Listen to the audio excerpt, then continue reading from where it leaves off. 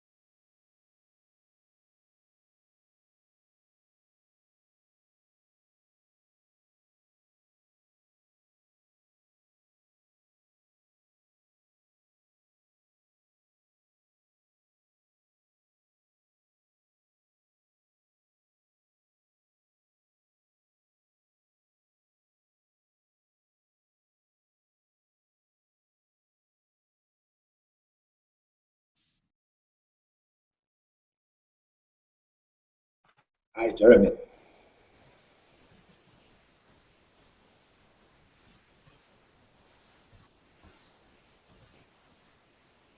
Jeremy, Hello. hi. Hi, how you doing? How's everybody doing today? Can you hear me?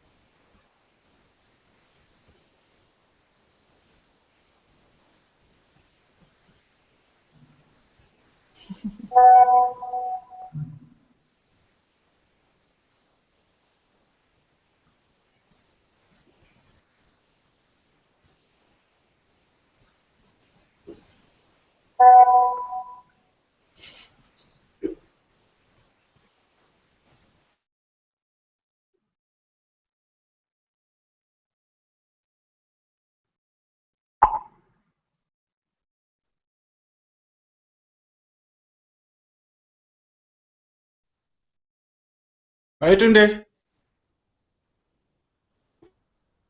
Hello. Hello, Jeremy. How you doing? I'm good. I'm good now. I can see you and I can hear you. Okay. We just will hold on for a couple of minutes for Chude and Nelson to join. Okay. Okay, Nelson is there now. I can see Nelson.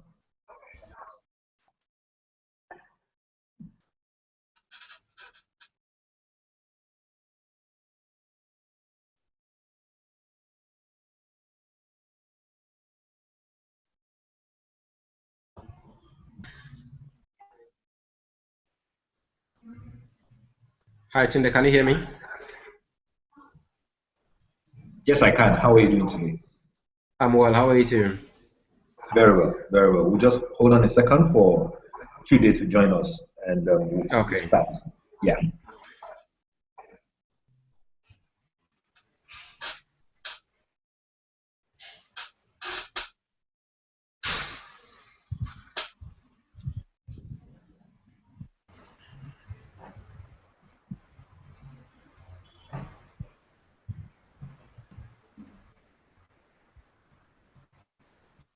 Hi, how are you? How are you guys?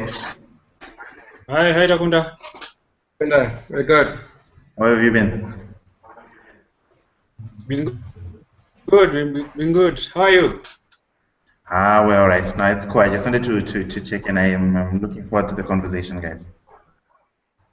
Yeah, sure. Me too. I'm looking forward to it. I hope there'll be more guys coming on board and asking questions. Definitely, definitely. Yeah. All right.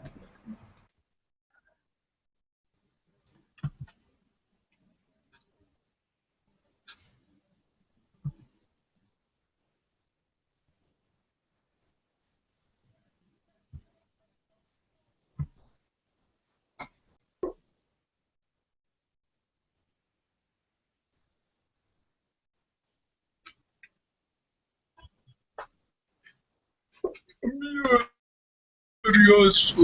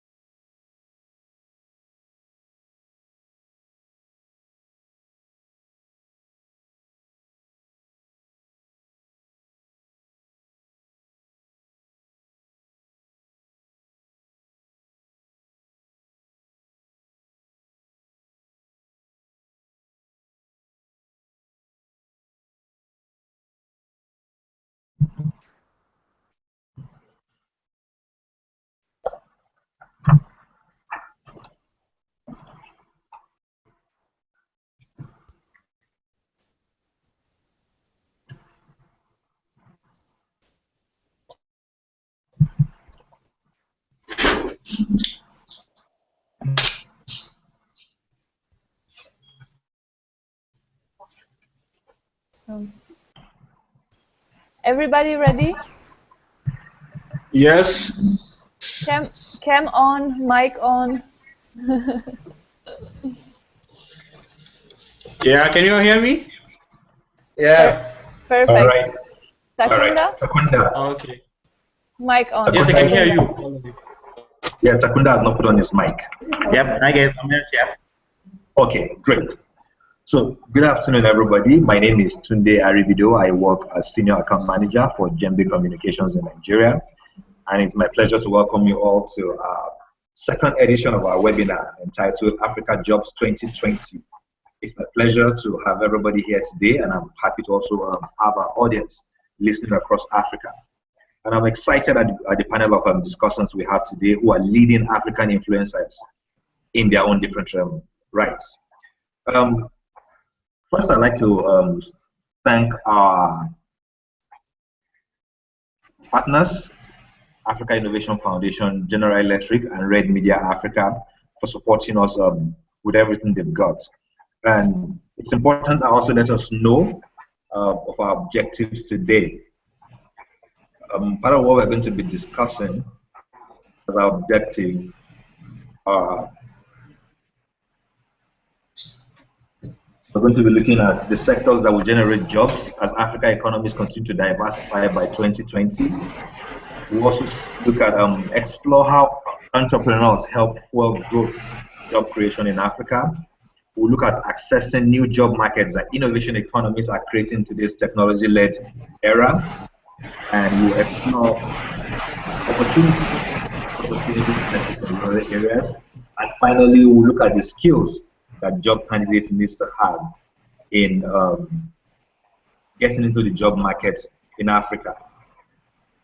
Now, before we move on, I would like to apologize on behalf of Patricia Bozua, who could not join us because of order that she has, while we wait for Tuesday to also join us. But before then, I'd like to introduce our guests, and I'd like to start by introducing Nelson and Mo. Nelson, you have 2 minutes to introduce yourself and what you hope to impart to Africa youth and entrepreneurs through this webinar. Good afternoon, Tunde. Good afternoon to our listeners, and thanks for having me on this very important discussion. By way of introduction, I am with InnoHub Limited, which is essentially a business accelerator and an impact investment platform. And we basically work with SMEs with high impact and high growth potential to become investment ready and sustainable. Eventually match them to investors who could help them to grow. And for me, I believe essentially that entrepreneurship and job creation in Africa cannot be business as usual. We cannot just take it as a walk in the park. I'm looking at the statistics on the youth population, and the unemployment statistics is quite scary across Africa. In Ghana, for instance, we have 48% of youth unemployed, and this is not something to look down upon.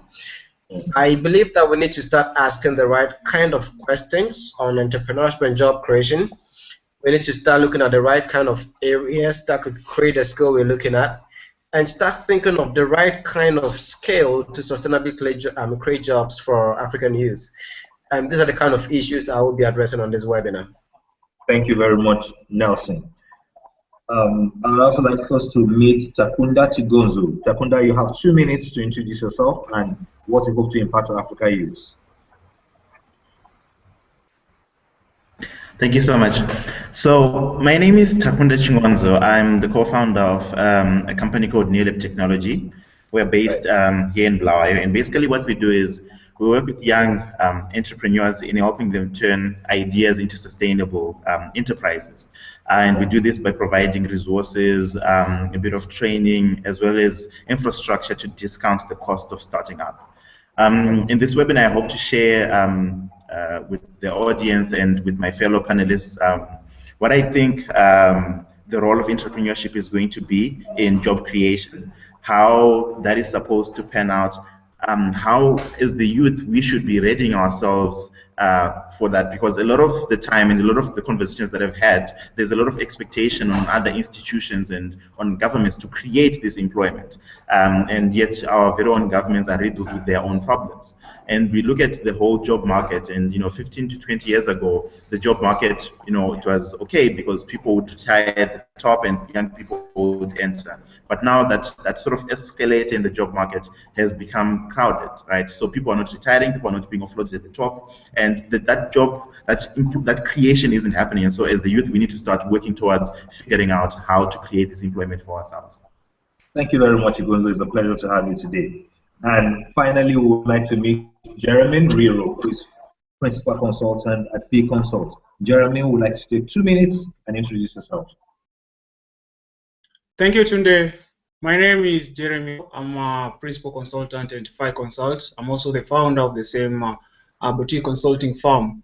And what we do is that we work with startups and SMEs, and we give them support in terms of business consulting and strategy work.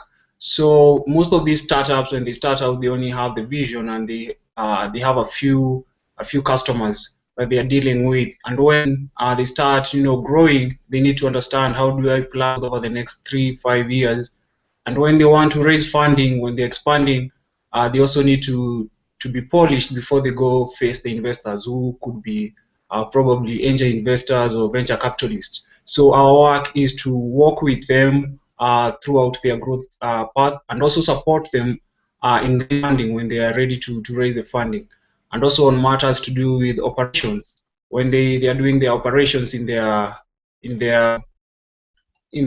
companies, in their startups, we find that sometimes they are not streamlined, and so they may end up making a lot of losses along the way. So we come to them to support them in getting to know how best can they align their operations with their long-term strategy and run their ventures. So in this webinar, I'm going to share a lot in terms of working with entrepreneurs and how we can use entrepreneurship to create more jobs for the youths, and also to transform Africa, to grow Africa. We talk of Africa rising, and entrepreneurship is at the key of it all. And again, we have agribusiness. How can we make it work for the youth? That's also another very important area that I'm going to highlight during this webinar. Thank you, Tunde. Great. Thank you very much for that kind introduction. Now, before we go further, I would like to just share with us certain insights that we were able to generate while we conducted the research sometime last year. And if you have been to our website, you probably have seen the report entitled Job Creation in Sub-Saharan Africa, which we did in conjunction with Forbes Insights. And we came out with some very interesting statistics. And we realized that about 48% of respondents in the markets we went to in Angola, Ghana, Mozambique, and Nigeria, 48% of the respondents in all these markets cited job creation as single most important national issue. 72% of young Africans would rather start a business than work for an organization. We also realized that lack of access to capital and insufficient government support are seen as barriers to success. And finally, we realized that agriculture, natural resources, and technology are seen as the top drivers of new jobs by 2020. And those were the statistics we came up with while we conducted that report, research between Jembe Insights and Forbes Insights. Now, starting off with our first topic, and I'd like to address that question to Nelson. Now, as African economies continue to diversify, which sectors do you think will generate the most jobs by year 2020?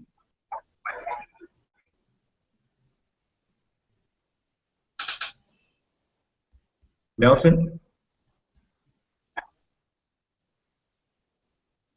Nelson, can you hear me? All right, Jeremy, would you like to take a go at that question, because like Nelson is off now? Well, sure. Yes. So, thank you, Tunde. In terms of as African economies continue to diversify, which sectors will generate the most jobs by 2020? Yes. I would like to approach that question from the angle of where are we seeing a lot of growth? Because right. Jobs are created when the economies are growing. And as the economies grow, we get to the businesses get to expand, and that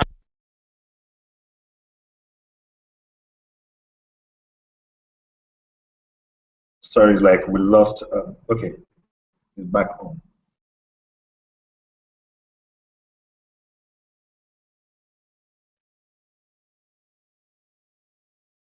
Sorry, I think we lost the audio for Jeremy.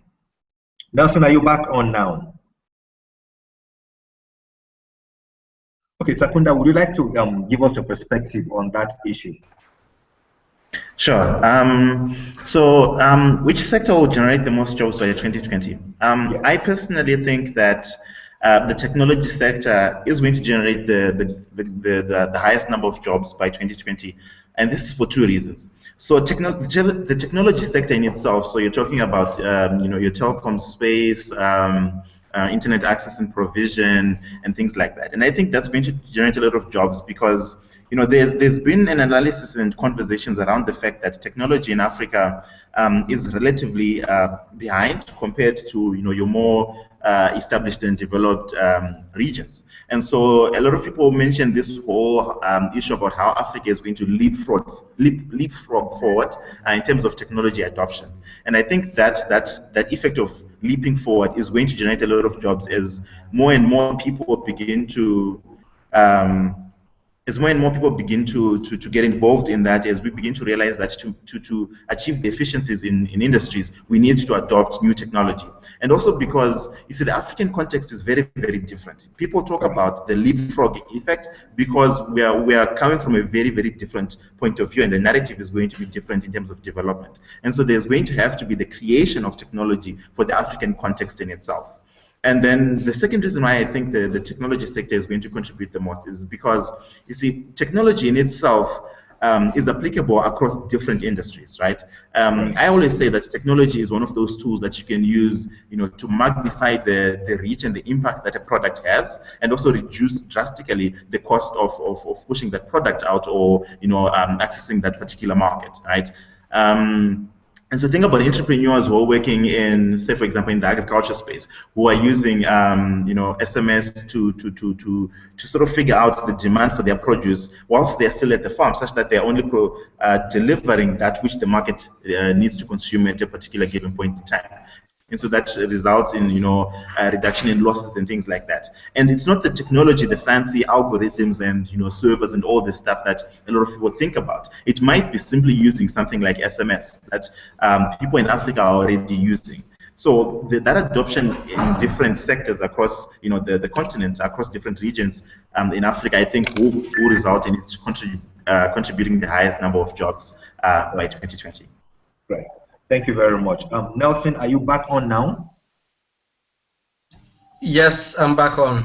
All right, good. Good to have you back. Now, we would like to get your thoughts on the sectors that will generate the most jobs by 2020 in Africa. Right, thank you very much. For me, I'm particular about key sectors which we seem to either look down upon or refuse to realize the huge potential that lies in those. First of all, I want to pick on agribusinesses. We've conventionally been talking about agriculture, and the mere use of the term agriculture does not make it attractive to young people, and therefore they shy away from. Everybody is looking for white-collar jobs. Can we start talking about agribusiness and look at the whole value chain and say right from farming to harvesting to marketing to processing? What are the areas that could create a great number of jobs for young people? If we bring that discussion back to the table and look at agribusiness as a whole, I believe that we can go back and see great numbers of young people employed in that sector. Secondly, I'm also looking at an area like tertiary and vocational education and training. All over Africa, I mean, there is that kind of stigma on that sector, and it's almost like young people who are not able to get admission to the universities would then have to fall off and go into training institutions for these kind of skills. And there's also the challenge, especially when we say that if you're a young woman, then all you have to do, even in the TVET sector, to go to the catering or hairdressing or dressmaking side. Can we find a way to say, if you are skilled in that sector, right from the word go, you begin to see the potential in them and work towards them. So we need to redefine what we call TBET in terms of job creation in Africa, and take up the stigma affiliated with them, and encourage more young people to go in there, because as much as we can, not everybody can get a job in all of these fanciful offices all over the place. In other places, there is so much paid to TBET specialists. So you get a carpenter or a plumber to come and fix anything in your house, and they charge you so much. But in Africa, they are one of the most lowest paid job brackets on the continent in most of these countries we have. So we need to redefine our focus on some of the can they create jobs. It's worked in places like in Germany and in Korea and what have you. TVET is the way to go. And also, when it comes to even the tertiary education, we place a lot of emphasis on the arts and the generalists. We may have to start looking at areas like engineering and co, which is going to create a lot of value, help industrialize, and eventually create jobs for the continent. Yeah, thank you. Thank you very much for that thought. Now, Chidi, are you on? Yes, I am on now. But we can't actually see your face. I don't. So I'm a bit of an illiterate with the Hangouts. So okay, not a problem. Can you just take 2 minutes to introduce yourself to our audience and what you hope to impart to Africa youths? Right. My name is Chude Jidonwa. I run a media group called Red. Red has a subsidiary called the Future Project, which focuses on building empowered citizens across the continent with a focus on jobs, entrepreneurship, and active citizenship. We've been working in this field for about 10 years. We also run a portal called Ike.ng, which was founded in collaboration with Microsoft. Ike helps to connect young people with jobs and opportunities across the Nigerian space. So that's the work that I do. Thank you very much for joining us today, Chidi. You're actually supposed to kickstart our discussion with us. So yes. I would like to throw the first question to you, which is, which sector do you think will generate the most jobs by 2020? So I was trying to familiarize myself with the data that exists presently, but then I think that jobs that revolutionize whole sectors, jobs that lend themselves to innovation, mostly in sectors like ICT, probably in the creative industries. Those are places where we're going to be able to create a mass revolution, so to speak, of jobs on the continent. There are also places where we're able to absorb large numbers of people, say construction, say retail, say agriculture, places where we have the capacity to accept, to absorb, to create a mass value chain of jobs for people across the continent. So I think that in terms of focus points, one, spaces that revolutionize sectors, ICT, creative industries, and places that can absorb large numbers of people, e.g. construction and agriculture, will be great places to focus on in the coming years. Right. Thank you very much for that perspective. Jeremy, you were sharing your thoughts earlier. Could you round up very quickly? Oh, yeah. Can you hear me now? Yes, I can. Okay. So my point in terms of the sectors that are going to create more jobs was based on that when you have an economic growth in a society or in an economy in a country, it's usually based on the number of new jobs that are being created, because companies are expanding and they want to absorb more people into their companies. And for companies to expand, then there must be a demand for their products so that they increase their production.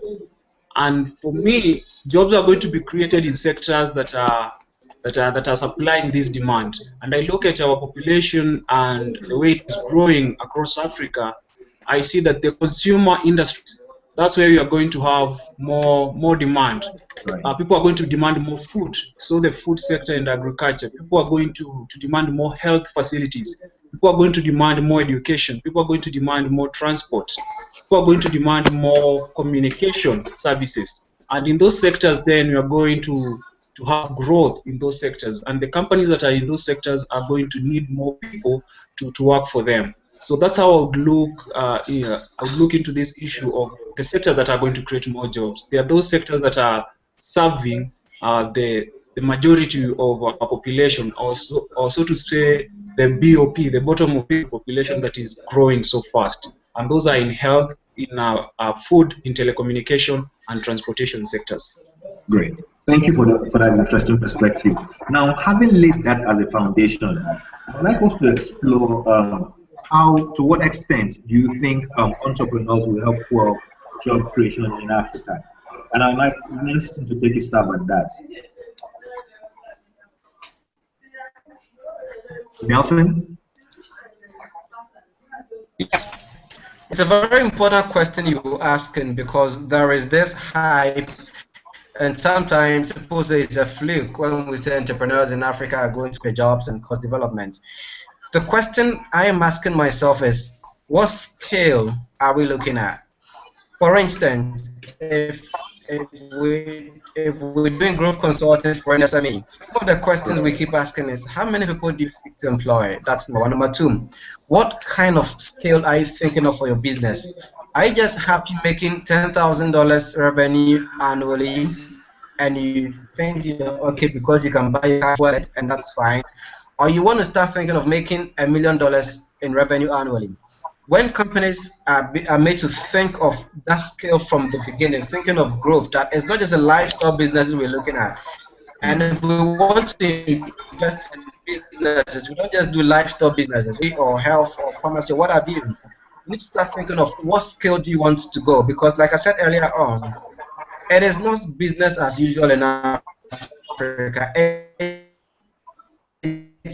It's a case of these young people out there are so vulnerable, anybody can just give them anything to do and they fall victim for that. So business, you start thinking of what kind of jobs we want to create. On the flip side, we're thinking of how to automate businesses. Can we say that in some cases, instead of fully automating a business, you can do a semi-automation such that you can still make room to create jobs just for the sake of a social impact you want to have in your community. So the questions we're looking at is, how can businesses do it? Is it a matter of small scale, medium scale, or high scale? And to what kind of methodology do you approach? Do you want to do full automation for the business? If you're a factory, if you're a bottling company and you can do full automation, would you want to rather do semi-automation so that you could save room for jobs for other young people out there? Right. Thank you very much, Nelson, for that perspective. Now, Takunda, can we get your views on the same topic? Sure. So how will entrepreneurs help fuel job creation in Africa? Yes. And to what extent? I think to a large extent. So see, I'm in Zimbabwe. I'm from a country where the economy hasn't really been performing as well. And you have a lot of companies that have been closing down. You have people who are being retrenched and things like that. And I was looking at this, and there have been a lot of conversations about how we should focus on trying to revitalize, dying industries. And from sort of what we've gone through over the last 10, 15 years, I think it's more probable that we'll get the rise of 10 startups that are each going to employ 10 people, and then so cumulatively employ 100 people, than it is to expect a single company to sort of resuscitate itself and employ 100 people from the get-go. I think entrepreneurship in itself is about the creation of value. It's about disrupting systems that are not working currently and trying to figure out how to make them faster, how to make them cheaper, how to make it more accessible, or just generally better than the status quo. And if that is what entrepreneurs are doing, and if that is what we are pushing for, then I think in that process of identifying what value is and where there is actual value, I think there is a lot of employment creation that can come from that. I think an entrepreneur who begins to work in a sort of a relatively new industry creates particular value, and I like to refer to this value as an X, right? And then what they then do is when they then create a startup or a company or whatever it is, they are capturing a percentage of that value. So you'll find somebody creating a new product, right? And then 6 to 9 months later, you get 4 or 5 other people beginning to compete in that market. I think because entrepreneurship has this push for value, for innovation, right? It creates new markets and creates the opportunity for competition to get into those markets. And as an entrepreneur, we might not be happy about that, but the indirect effect of doing that is job creation in the competition begins to scale and grow. And so I do agree that that scale that is inherent within entrepreneurship and entrepreneurs is very, very important. When you look at conversations about how startups or entrepreneurs should work with existing businesses, the one thing that entrepreneurs are very proud of is that we're able to move very, very fast, right? And I think that is one thing that helps us out how to create this value as quickly as possible. And so very soon you're going to find, and I'm already seeing this in in other countries in sub-Saharan Africa, where you have organizations or companies that initially didn't want to talk or work with entrepreneurs that are now beginning to warm up to this whole notion. They're beginning to run incubators and accelerator programs and things like this because they're trying to harness this this ability to rapidly scale and rapidly grow that startups and entrepreneurs have. And so I think even your existing businesses are seeing this as a way to survive in a rapidly changing market. And by adopting this, entrepreneurship in itself is fueling job creation in Africa. So I think that's kind of how it will do it. Excellent perspective there. Excellent perspective. Jeremy, can you take a stab at the same question, please? Yes. So I agree with my fellow panelists that entrepreneurship is playing a big role in creating jobs in Africa. I look at it from the business growth stage, a kind of curve, where we usually have the embryonic stage where we have the startups just starting out from idea stage.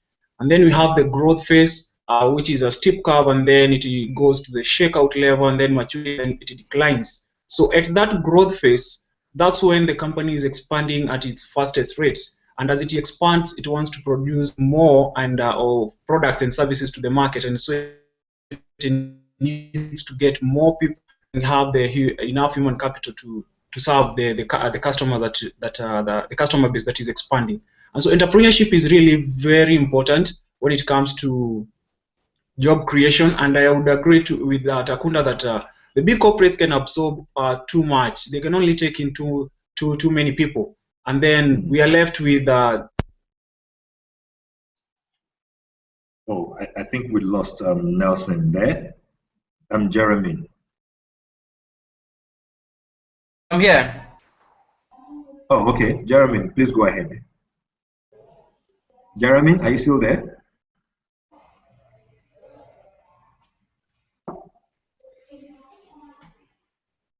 Today? Can you hear me today? I'm here. Okay, please. Can you give us your perspective? You're an entrepreneur in Africa, in Nigeria specifically. How are you helping to fuel job creation? I mean, first and foremost, I always worry a bit about the fetishization of entrepreneurship, which means somehow governments expect that where there is a paucity in the provision of basic infrastructure, or where corruption or bad governance makes it difficult for people to live good lives, somehow entrepreneurs are supposed to swoop in and just create this alternative reality. So I always say that entrepreneurship needs to be seen as an accompaniment to good governance. And entrepreneurship itself is accelerated in a climate of good governance. So it's not an excuse for governments to abandon their responsibilities to provide full functioning societies and full functioning economies in the first place. So it's very important for me to really make that point, because there's a lot of burden put on entrepreneurs to re-engineer societies that have basically been broken down by bad governance across the continent. That being said, while we're still trying to build these equitable, well-functioning societies, entrepreneurs like myself, I would think, serve a very important role in bridging the gap. So we're able to create systems where systems are broken down. We're able to create a chain of value. I mean, one of the most dramatic examples would certainly be Nigeria's Nollywood, for instance, where in the absence of government structure at the Nollywood came in at a time when Nigeria had something called the Structural Adjustment Program, when many businesses were going under. People were, of course, unable to access funding. Investors were fleeing the country. Sectors were dying. Still, a group of creative entrepreneurs were able to create an entire sector out of whole cloth. So it shows some of the most dramatic instances of how entrepreneurs can restructure entire societies. I mean, you can also look at Nigeria's booming tech ecosystem, for instance. Right. People like Konga and Jumia and Iroko and all these other guys, the work that people are doing at the CC Hub came up without even a functioning, broadband infrastructure in the first place. They basically created an entire sector out of nothing. They created jobs. They call the attention of international investors without any government intervention, and they've managed to create thousands of jobs for young people across the sphere, from Lagos to Port Harcourt to Abuja. So that's where entrepreneurs really shine. Where there was a collapse in structures, entrepreneurs are able to step in and to create processes, systems, and structures that can create wealth and that can give people hope. Great. Thank you very much for that perspective today. Our third perspective now, we want to start another set of discussion. Now, how do you think African youth can access the new job market in today's technology-led era? Today. Sorry, I didn't hear the question again. I said, how can Africa youth access new job market in today's technology-led era? Right. I mean, there are a few suggestions, and I've come across the past few weeks. Number one would be expansion of existing tech clusters across the country. I mean, I'm always very proud, incredibly proud of what the CC Hub is doing and has continued to do over the past 5 years, working with your media network. They've been able to create a groundswell of highly successful, high-impact businesses and social enterprises, from budget to easy, simple pay, the recyclers, Tracklist, ASA, all of them. So the government has, the CC Hub has created another center in Abuja recently focused on education. There was a new venture-led cluster that just opened up in Abuja last week. You see the incredible work Andela is doing, building capacity and connecting people with jobs with 4,500 companies across the world. So right. Expansion of the existing clusters and actually the establishment of newer clusters that also clusters also beyond even technology. I'm thinking of there are clusters in fashion in Lagos, for instance. There are clusters, there are all kinds of clusters for the creative industries in Lagos and in Port Harcourt. So that's something to look forward to. The government has made so that's one suggestion.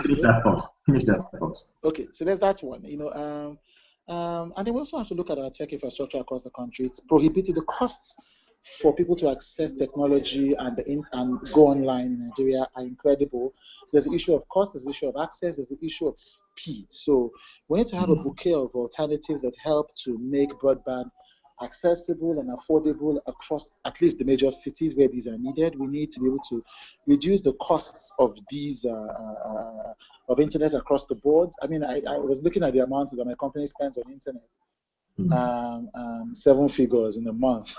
It's frightening, Yeah, so that's in addition to existential infrastructural problems like lack of electricity in Lagos and all of that. So, I know that people like the Rockefeller Foundation and people in Microsoft for Africa, where I sit on the board, have identified business process outsourcing as a key space where we can radically expand opportunities for jobs for young people. So perhaps we need to be able to identify and attract investors who can help to aggressively upskill people and aggressively expand the space to be able to create more job opportunities for people in this space. I think that these are some low-hanging fruits that could help with helping your youth access new job markets.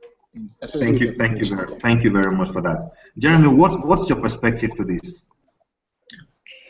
Well, thank you, Tunde. I think what I have in mind in terms of how youth can get more jobs in this technology era is basically being equipped with the necessary skills that are needed by the employers.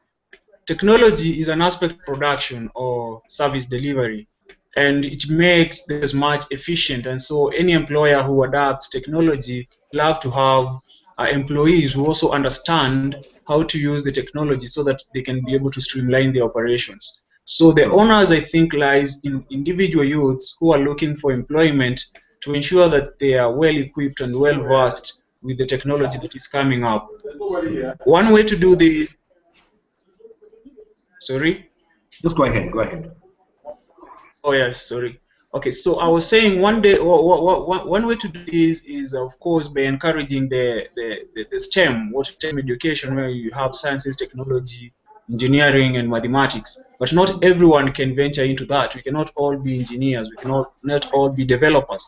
But there are other areas where we can get these kind of skills and knowledge. We can be able to train ourselves as individual youths. You can go online and learn how to train platform. Maybe you are at your job place, you're needed Slack, you're needed to use Dropbox and all those kind of teamwork applications. These things will not be taught in school. You have to take the initiative to learn most of these things, and that's what I think will make us more adaptable to the technology era. Most of these things we'll have to read on our own, even if we are in different professions. If I'm a farmer, I need to know how to use an app, but I won't be taught that in school, so I have to keep up with the technology as it comes. I have to keep myself updated, and I think that the honors lies with us, the youths. Right, right. So youth have a large bulk of the responsibility. They need to take some of the responsibility for that. Interesting thoughts there. Now, I would like to also move now to the next topic. Now, how can youth in the rural area build sustainable businesses in sectors such as agriculture? Elsie, I'd like to share your thoughts on that. Okay, Nelson? I think that's a very critical part of the discussion we're having. Yes, I'm here. Right. Can you hear me? Right. Can you hear me? Yes, I can hear Hello, you. can you Please hear go me? ahead. Yes, I can. Please go ahead. Great. So that's a very important part of the discussion we're having, especially because of the population of most African youth who live in the rural areas. There are two main issues I would want to look at here. One is, how do we create in this youth that desire and that sense that they are able to do something compared to what the city youth are doing? And for most of these youth, what they see around them informs what they aspire to do and informs what they think of doing. So they see basic farming, one small plot of land, and that is all they think of. Can we start, even in the education, start thinking of things like agribusiness, as I mentioned earlier on, and what can it do for them? So that's from their side. Now, once they want to do it, how can we create supportive ecosystem for them to be able to businesses to sustain them? And I'm looking here at one key player which we normally neglect. That's the corporate Africa. Right. There could be three key reasons why corporate Africa would want to be part of building sustainable businesses in the agribusiness sector or even in the rural areas. Number one, backward linkages. Most of these big corporate agencies buy their input from various sources. Could they decide, as a matter of strategy, they would want to partner with very rural, community-based businesses run by young people, get them to be able to build their business so they can supply their input to them. So in that sense, there is that clear backward linkage between these big corporate bodies and emerging companies or SMEs in rural areas. Number two, market at the bottom of the pyramid. These young people you think are just poor young people who have nothing to do can become very great markets for these corporate bodies if they're able to stand on their own and build their businesses. And a third reason I would want to cite is corporate responsibility. I believe that there is a very critical need to make sure that instead of these young people coming to the streets of Accra to Nairobi to Johannesburg and co, to fall sometimes into crime and what have you, if we can go back to these places and help them to develop, that sense, we will have a way to break what happens with rural urban migration and the related crimes that come with them. So for us, I believe that we should find a way to support the young people in the rural areas to be able to decide to build their businesses.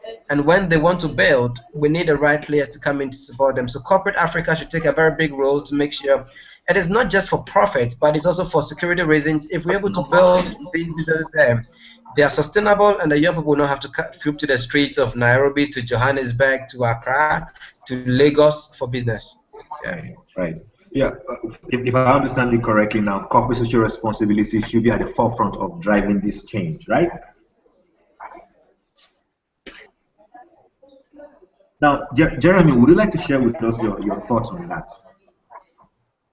Sure, I'm happy to. I'm very passionate about agribusiness, and the way I see us young people getting involved in it, we look at the whole value chain and see where are the difficulties, where are the pain points, and how can we deal with them so that more youths are able to do agriculture in a much easier way in a much more efficient way, and they don't see it as the old trade that is tiresome and hectic and with low returns.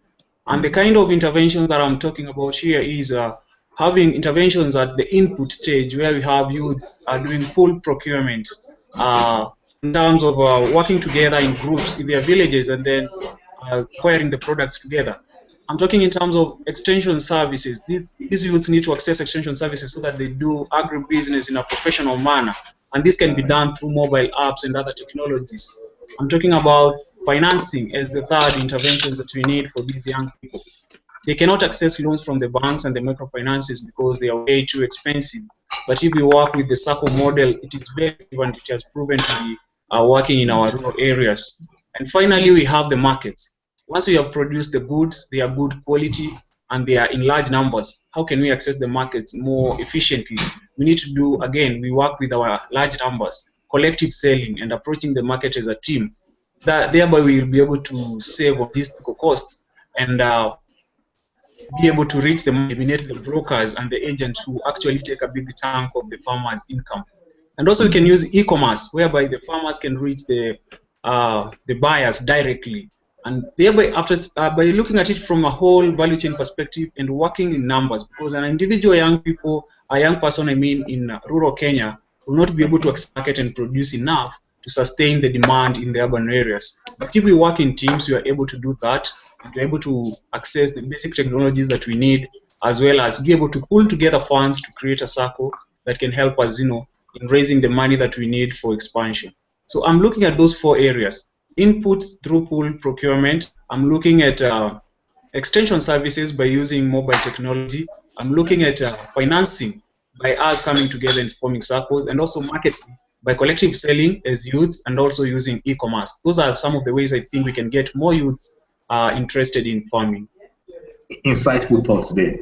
Today, how do you think we can help Nigerian youths in the rural areas stay where they are to build sustainable business? So I didn't hear the question.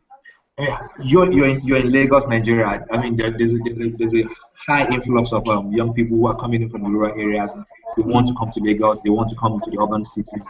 How do you think can help them build rural businesses, sustainable businesses in the rural area, especially in the areas of agriculture or timber? One of the challenges that the young people outside of the major cities face is that much of the FDI, much of the opportunities for funding that come in flow into Lagos. I'm talking about Nigeria, for instance. Flow into Lagos, Abuja, Port Harcourt, and these major cities. So you look at, there's basic barriers to entry, things like UWIN, for instance, or many of these things. You find them in the major cities. I was a UWIN judge, so I know some of the challenges that people face coming into Lagos for something that wasn't certain, I wasn't sure, counting the costs, considering the risk and all of that. So I feel like we need to begin to, and this is not something that I say easily, but civil society needs to begin to push state governments and governments at the local levels to begin to help young people in those communities find opportunities. The Lagos State government is doing something very important now. It's called the Lagos State Employability Trust Fund, where 25 billion naira has been set aside for young people in Lagos State to be able to access, to build small businesses in specific sectors, especially, I think, in technology and agriculture and all of that. We need a replication of such localized interventions across the country, where young people can have a sense of ownership. People can be able to, there is no reason why we don't have technology hubs in cities like Akure, where I know that there are a lot of young people who are building startups in the technology, startups in media, startups in across those fields. I do not understand why there is no active hub in a university like FUTA, where there are a lot of young people doing incredible work. So we need to be able to democratize these interventions. We need to be able to have governments that are serious-minded about opening up opportunities and opening up enablers beyond just handing out things to people, or as they call them, stomach infrastructure. So I feel like there needs to be a coalition between civil society and governments to localize structures and interventions that help people open businesses and support them when they have opened those businesses, like the Lagos government has done with the LACTF. Thank you very much for that. Now, our final question to you all. Now, there are youth in Africa who are not interested in starting their own businesses. They want to get jobs, white-collar jobs in corporate organizations. Yep. Now, Takunda, can you share with us your perspective as to how African youth can get a foot in the door in a very competitive market like Africa? Sure. So I'd like to start this one with a small story. So a couple of months ago, I was talking to a friend of mine, and so they'd just gone for a job interview. And so I happened to know that this friend of mine had been working on a startup in the insurance sector, I think for about a year or so, if I'm not mistaken. And he had tried almost everything. He had tried to sell products differently. You know, he was trying to do policies and all of that. But the startup failed, and of manners, right? And so this wasn't his first, I think so his fifth sort of job interview. And in this one, for some reason, he decided to talk about what he had been doing before. So his insurance startup, and now it had failed. And so it turns out that the interviewer, the HR personnel, then spent almost 30 minutes just asking questions about this particular experience. And what I realized from this was that these recruiters, these HR personnel, and companies in general, the entities that are creating these jobs, they're interested in employing people who are going to move the needle.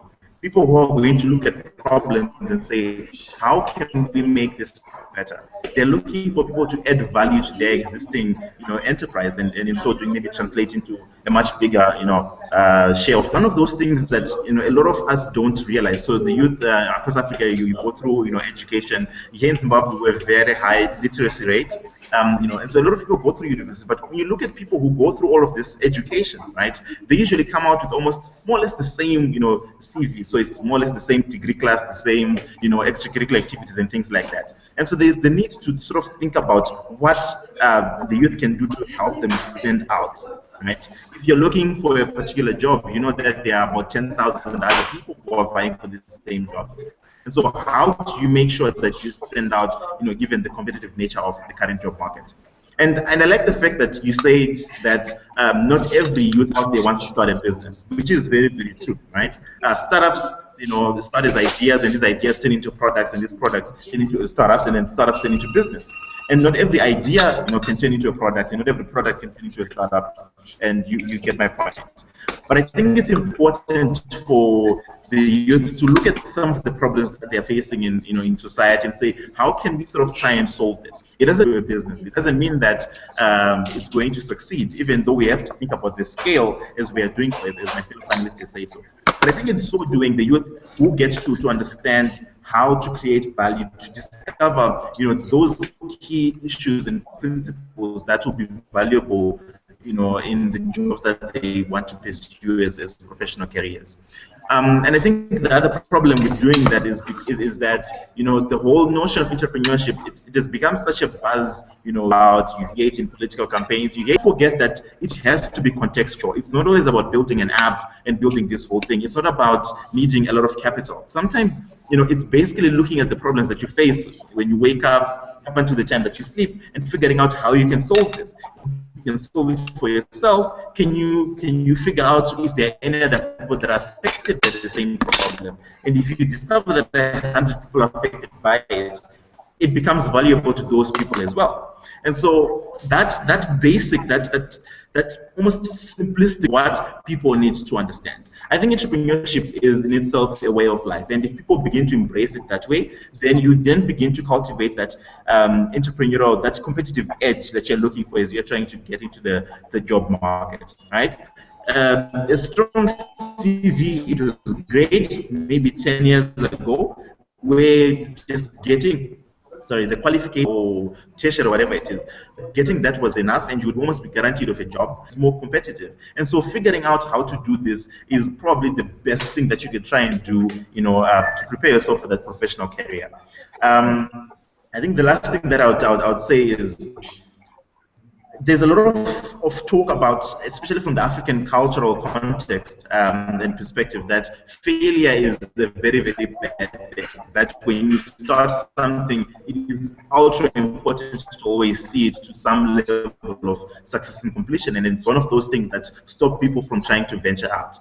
So if you're going to spend 4 years at this institution, right? You're learning a whole lot of things. It's also those 4 years that you need to dedicate to trying to figure out what sort of value you can create in society, right? You're sent to a school, you're sent to a university or an institution, not just to get the qualification, but to build a career. And as I was saying, building a career in nowadays is not just the CV, it's not just the qualification, it's not just the certificate, right? But it's figuring out how you can use that which you are learning to better society. We refer to a good number of, organizations that are out there. You have innovation hubs, you have societies and things like that. It's also important to begin to join some of these institutions, because that is where the real learning, when it comes to trying to solve problems, actually happens. So I think it's important to figure out where to find that competitive edge and how to leverage on entrepreneurship. Right. Thank you very much for that. Jeremy, could you share with us, what would you tell, what is the one thing you would tell an African youth who wants to get into the job market? What is your one suggestion to him? The one suggestion that I would give a young African youth who wants to get to the job market has two ends, or it is one but has two ends at the front. One, they must have a positive attitude towards the job they are looking for, and they must be passionate about it. As an employer, I'll see the positive attitude, I'll see the passion, and I'll be most likely inclined to employ someone who has a positive attitude and seems to be passionate about the job more than any other person who just looking for a job for the money. The other edge of my answer would be ready to volunteer.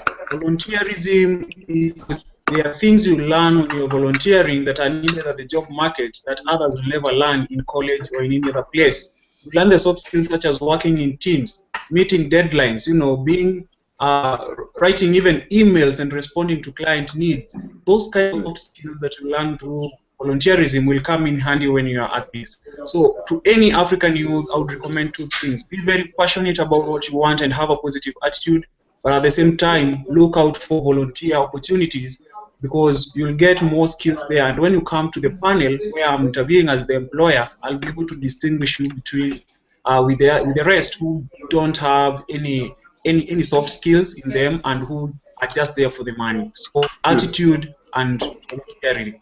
Excellent. Attitude and volunteering. Nelson, what's your perspective for that? One thing you'd like to share with an African youth who wants to get into the job market? I think these are great points made so far by all the panelists. I would just want to say that we've come to a stage where you can't wait for somebody to do for you what you have to do for yourself. And there's a lot of complaint and a lot of citing of challenges. Well, our schools are not doing this for us, and our government are not doing this for us, and our parents are not doing this for us. And I believe that the easiest thing you could ever find is an excuse. What happened to self-made individuals? What happened to the claim that I can do what I want to do if I believe I can do it? We have to wake up, and rather than waiting for schools and government and people to do things for us, and it's fine and good if they do it, but we need to tell ourselves, what can we do if no one is doing it for us? And that is what is going to give us the winning edge, because it's come to a time where somebody says, when you wake up, the lion is facing the hare, and the hare is running from the lion. Either the lion runs or it goes hungry, or the hare runs or it gets eaten. Whatever it is, you need to get running when you wake up. So we need to wake up and get to do things for ourselves, instead of always waiting for a system where somebody creates for us. And I say that where there is a will, there is a way. When there is no way, you have to create a way and make it happen for you. Great. Thank you very much for that. Chidi, would you like to give us your one word for an African youth that wants to get into the job market? I mean, so I agree with substantially with the other panelists. But I also want to say something quickly. I always worry a bit about victim blaming, because the mass of young people on the continent are victims of bad governance. They are victims of countries that have not provided jobs for their people. it is a responsibility, first and foremost, of government to provide an atmosphere for citizens to achieve their full potential. Where the governments don't do that, they have failed, and we need to hold them accountable. That having been said, of course, the message is poignant to young people that where there is a gap, you can't just surrender your destiny. You have to do something. So the message should be that we understand that your governments have failed you, but despite that, what choice do you have? You really have to find a way to build a career and build opportunities for yourself. So to that extent, examples like volunteering, internships, and all of that become important. But it's really crucial for us to continue to send that message to governments that it is the responsibility of governments across the world to create the opportunities for young people to be able to achieve their potential. That is an important message that we need to emphasize. Thank you very much for that. And I'd like to thank you all for sharing your thoughts and perspectives on that. Very well now done. we'll move on to the question and answer session. And I think we have a few questions. Maria Makamara is asking that what role does the renewable energy sector play in Africa's job creation? And how can local entrepreneurs be supported in the market, especially SMEs? I'll take that question again. What role does the renewable energy sector play in Africa's job creation? And how can local entrepreneurs be supported in the market, especially SMEs? Nelson, would you like to answer that question for us?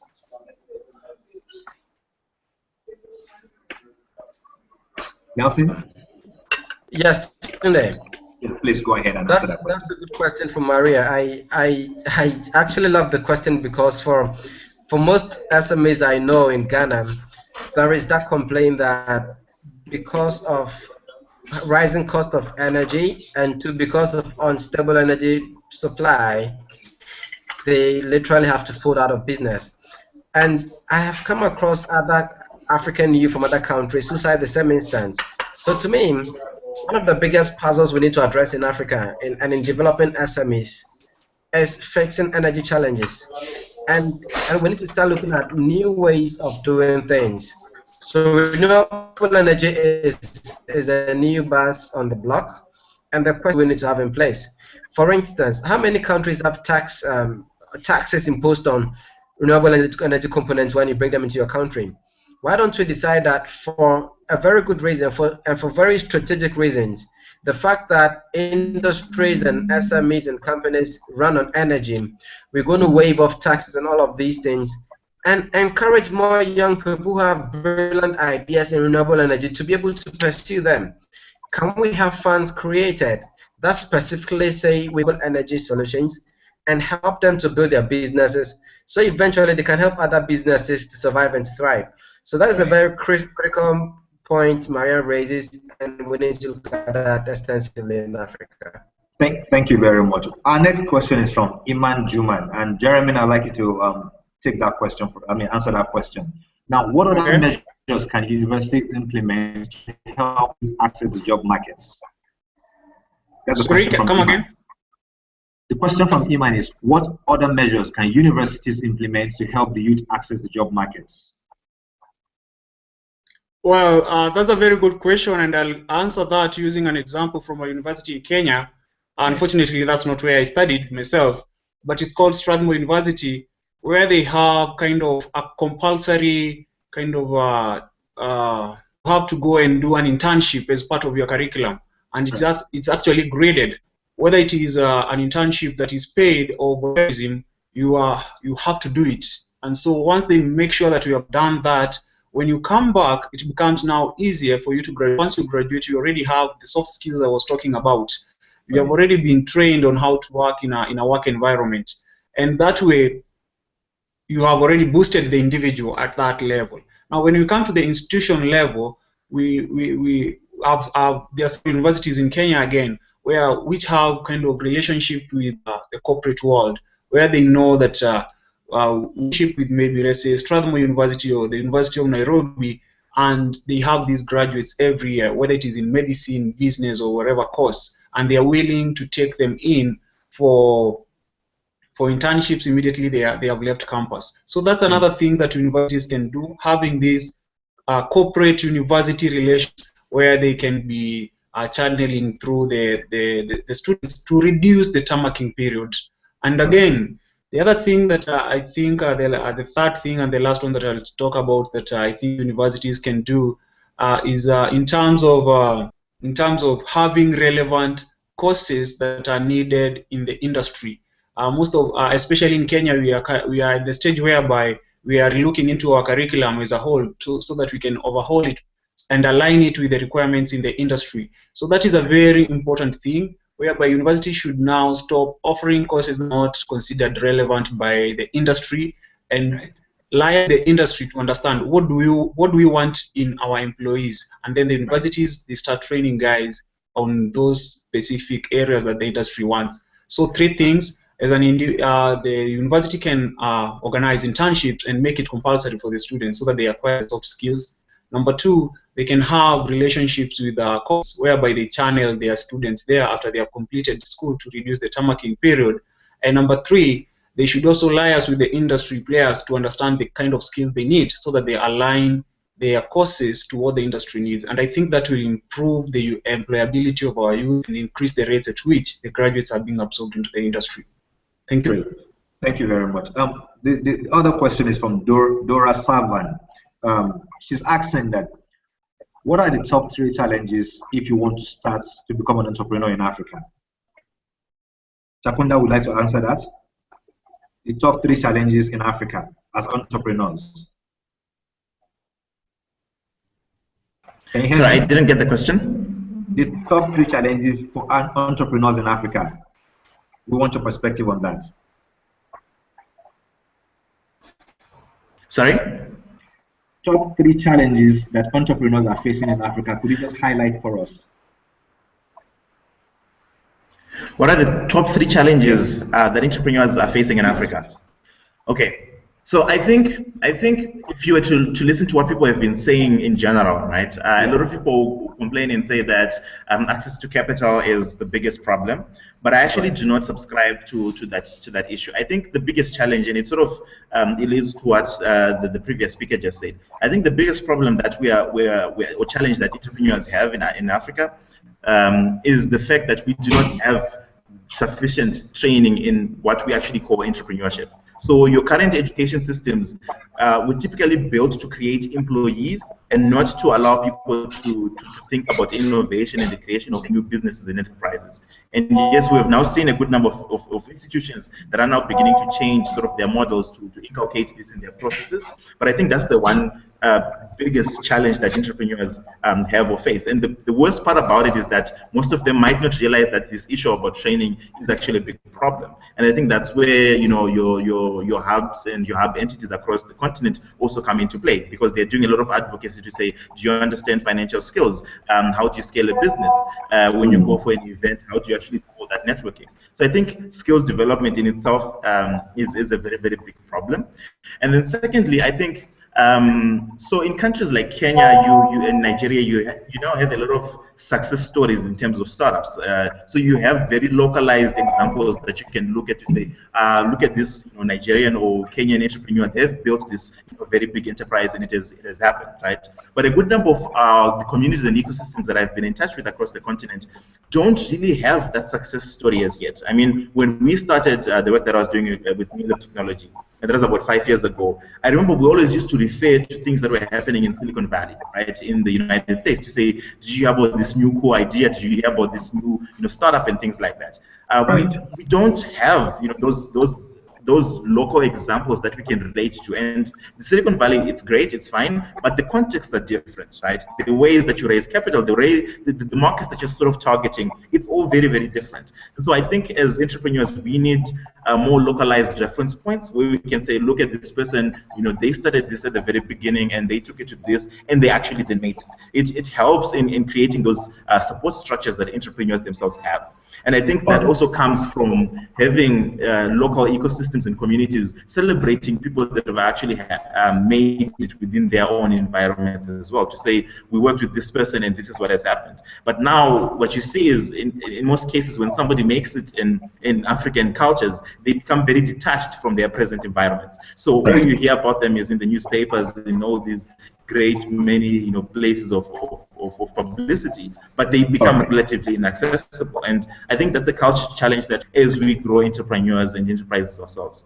Okay, we'll take one last question because we're running out of time. We're running out of time. We'll just take one last question from Templar Noel. He said he works in crop seed science, the crop seed space. He's a soil scientist. So there's power in information. Youths are in agriculture shy, even though there's that's where the money is. Now he's asking, how do we tie in the youth plus technology to make a smart farmer, so that you can spur economic growth? How do we? Can you hear the question? Should I take the question again? Okay, this question is from Templar. Yeah, sure. He said, how do we tie in youth plus technology to make a smart farmer equation to spur economic growth? How do we spur economic growth, tying the youth and technology together? How do we spur economic growth using those two elements? That's from Templar Noel. Jeremy, you would like to answer that for us? On that. So this week I happened to meet young entrepreneurs at the World Bank Open Day here in Kenya, and there was one who was specifically in that field of agribusiness. And what they have done, they have created this online platform that links researchers, the research that is being done by the agricultural research institutes and other corporate or other corporates that are in agriculture sector with the farmer. So they go and collect all that information, be it about to produce the diseases and everything, and the quality standards that are required on the farm. They put it on an online platform and they send it to the farmers through a mobile application. And farmers can be able to access information about their livestock or about their crops from their mobile platform.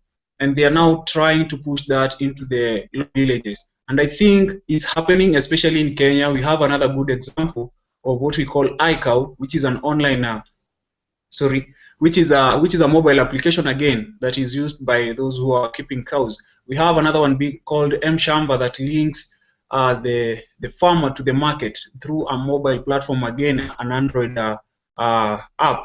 So there are these technologies that are coming up. What we need to have in the what we are calling here in AgTech, and what we need to have now is more marketing and more awareness being created in the rural areas that these things actually exist, so that their lifespan does not end up within the hubs where they are created. They need to be taken out to the villages because there are so many of them. And actually, I remember mentioning to that young man that yesterday, I told him you should look for another platform that has been created by other experts in Kenya. Some of them are soil scientists that tells you about the seeds. Where can you get the best seeds, and what should you do with those seeds? And those kind of linkages, so that people don't develop systems in isolation that are kind of replicating each other. They need to have kind of a common platform where all these people who are coming up with these apps in AgTech, they can be aligned so that we don't duplicate them. But in summary, what I would say is the youths are actually in it. They are already working on tech, and it's about now awareness. The challenge they're having is creating awareness in the rural areas, because they would incur a lot of costs. They would not afford to do ads on the mainstream media, and approaching a farmer individually does not work. So another way they could look at it is by working with farmer groups. It's much easier to access large numbers and spread the innovations that they are creating out there. So that's what about that. Right. Thank you very much. Thank you very much for that. Now, I'd like to thank you very much all for joining us today. My thanks goes to Chude Jidon, who has actually left. Jeremy, we deeply appreciate your insightful thoughts and opinion. Nelson, we're deeply appreciative to you too, so as Takunda and all our audience all over Africa and across the world. But before we go, could you just share with us one word to the African youth who is listening to you today? Nelson, I'd like to share one word with an African youth who is either an entrepreneur or a job seeker. Share with them one word, which is a closing remark. Share from one of the TED Talks by Fred Swanika of the African Leadership Academy, and he mentions one thing, that there are two kinds of leaders Africa needs now. One is the political leaders who are going to shape the system and clean it up, right. And two, leaders from the business sector who are going to create jobs and create prosperity for Africa. Right. I encourage African youth to start thinking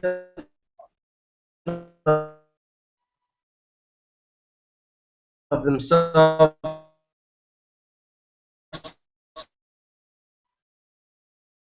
within this light, whether you're in a political space or the business space.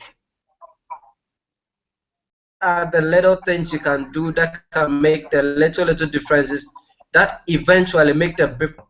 So for us as African youth, one, the business leaders who can create prosperity and wealth for its citizens, as well as the jobs we badly need.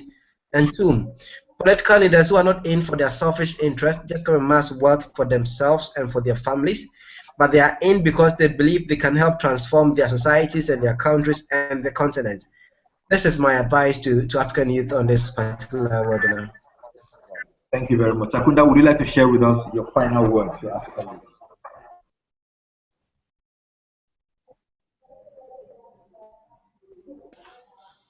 Takunda? Hello? Yeah, share with us your closing remarks to the youth in Africa. Sure. Yeah. So I was saying at the beginning of this webinar, we spoke about how technology would contribute to job creation and sort of the economic growth on the continent. But I think the one thing that entrepreneurs need to understand, especially when you now talk about building technology and things like that, is that technology in itself is built for the use within different industries and in economies by actual people. So as we begin to build and solve problems and leverage this technology, I think the one thing that we should all remember is that we're creating solutions and building value that has to be used by people. And so that's one sort of fundamental issue should drive the way that we build products and the way that we launch these products onto the market. A lot of the time I meet entrepreneurs who focus on building, whether it's an app, whatever it is, and they spend 6 to 9 months locked up in an office building this one thing for themselves. We should always remember that if this is supposed to be used by the people, then the development of that product, that solution has to be driven by the people. So it's important to get onto the streets, talk to those customers, ask them what their problems are, whether they would want to use a particular solution and how that solution should look like or come across to them as individuals. This is the only way that we'll be able to create startups and enterprises that will actually be sustainable in the first place and then grow, instead of having 1 million startups that then die in their first 2 or 3 years. So let's have user-centric development and design. Great. Jeremy, we'd like to hear from you. Yeah, thank you, Tunde, for the time and our audience to us. My final words would be, Africa is rising. We are in a transition phase, and this transition is being young people. And the way to make Africa rise, being a developing continent, or what we mostly hear being referred as the third world, into being a developed economy, is by being true Pan-Africanist. So mine is a call to all African youths to be true Pan-African. What do I mean by being true? By being true is, if you are an employee, do that job with a bigger picture in mind, knowing that you're not only doing it for you, you're doing it because we want to transform our whole economies so that our posterity can have better lives. And if you're an entrepreneur, stop thinking small and thinking about your small community. Yes, we are solving problems and challenges that we are facing at the community level, but thinking, how can I scale my business into the next country? How can I scale it into the whole of Africa? How can I make my business be a Pan-African company? That should be the kind of mindset that we have, and it's going to challenge us to do more, and our productivity increase, both as employees and as entrepreneurs. And as our productivity increase, our economists will tell you that will contribute to economic growth, and Africa is going actually to rise economically. So mine is a call to all of us, young people, let's love what we do and let's be committed in whatever we are doing, whether be it an employee or as an entrepreneur. Thank you very much. Insightful perspective from you all. And on behalf of Gembe Communications and our partners, Africa Innovation Foundation, Red Media, and General Electric, I'd like to say a very big thank you to all of you for sharing with us your insightful perspective, and to our audience for all their questions. We apologize for not being able to take all questions, but we would like to encourage you to join us on our Facebook, Twitter, and Instagram pages, on our social media platforms, and even on our website for upcoming webinars. Thank you very much, and we'll see you again next time. Sure. Thank you very much. Thank you very much. Thank you. Thanks. Thank you, and see you again next time. Bye-bye.